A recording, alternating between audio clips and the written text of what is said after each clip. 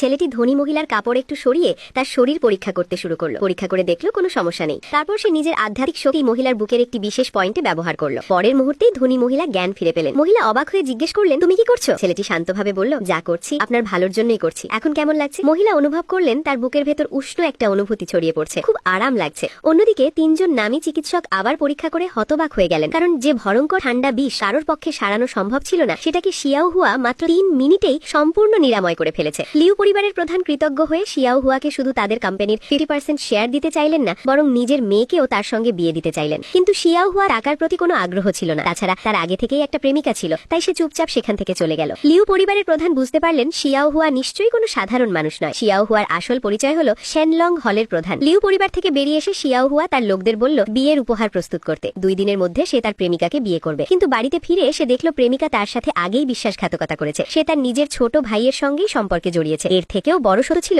প্রেমিকা তাকে ফাঁসিয়ে 5 বছর আগে জেলে পাঠিয়েছিল, কারণ সে শিয়াও হুয়াকে পছন্দ করত না। তার থেকে মুক্তি পেতে এমন পরিকল্পনা করেছিল। সব কথা শুনে শিয়াও হুয়ার ভেতরে রাগে আগুন জ্বলে গেল। ছোট ভাই ভাবতেও পারেনি যে শিয়াও হুয়া তাকে মারতে সাহস করবে, কারণ সে মনে করেছিল শিয়াও হুয়া আগের মতোই দুর্বল। কিন্তু তারা জানতো না, জেলে থাকার সময় প্রচুর অপমান সহ্য করার পর শিয়াও হুয়ার ভিতরে লুনমাই শক্তি বিশেষ ক্ষমতা জেগে উঠেছে। সে যুদ্ধ কৌশল, ব্যবসা কৌশল এবং পৃথিবীর নানা পরিকল্পনা একসঙ্গে আয়ত্ত করে ফেলেছে। এরপর সে জেলের মধ্যেই শেনলং হল প্রতিষ্ঠা করে। 5 বছরের মধ্যে তার অনুসারীরা সারা পৃথিবীতে ছড়িয়ে পড়ে। বিভিন্ন শিল্প ও ব্যবসার বড় বড় নেতা তাকে সম্মান করে ড্রাগন লর্ড বলে ডাকে। পরে শিয়াও হুয়া প্রেমিকার সঙ্গে সম্পর্ক ছিন্ন করল এবং পালক বাবা মার সঙ্গেও সম্পর্ক ভেঙে দিল। কিন্তু তার পালক পরিবার বিশ্বাসই করতে চাইল না যে শিয়াও হুয়াই সেই শক্তিশালী ড্রাগন লর্ড। তখন শিয়াও হুয়া বলল সে মাত্র 1 মিনিটে চেন পরিবারকে জিনহাই শহর থেকে মুছে ফেলতে পারে। ছোট ভাই এটা শুনে হেসে উঠল, কারণ তাদের পরিবার শত বছরের পুরনো এবং শহরের অন্যতম শক্তিশালী পরিবার। কিন্তু শিয়াও হুয়া কোনো কথা বাড়ালো না। সে সঙ্গে সঙ্গে তার লোকদের ব্ল্যাক গোল্ড প্ল্যান শুরু করার নির্দেশ দিল। পরের মুহূর্তেই পালক বাবা ফোন পেলেন। কোম্পানির 4 বড় অংশীদার হঠাৎ করে সব চুক্তি বাতিল করে দিয়েছে। কোম্পানির শেয়ারের দাম মুহূর্তেই ধসে পড়ল।